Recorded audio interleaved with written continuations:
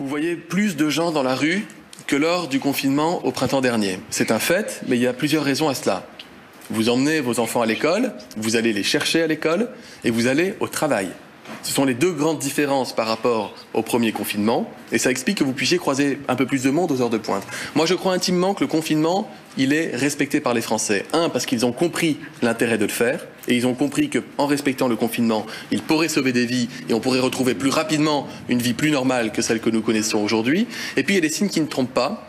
La réduction très importante du trafic RATP, par exemple, de la fréquentation du trafic RATP, dès le premier jour, elle était tombée à 50 et même à 25% à certaines heures de la fréquentation normale.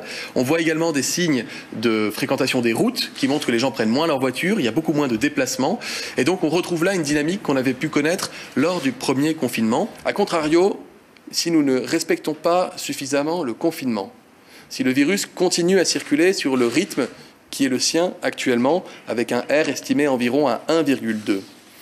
Alors, nous connaîtrons un risque fort de saturation au niveau national dès la mi-novembre, avec plus de 7000 patients atteints de Covid en réanimation, c'est-à-dire plus de 70% de la capacité maximale de nos réanimations. La deuxième vague serait donc plus haute que la première, elle serait plus longue que la première, avec un nombre croissant et une probable stabilisation à un niveau élevé de patients en réanimation, et ce, au moins jusqu'à la mi-décembre.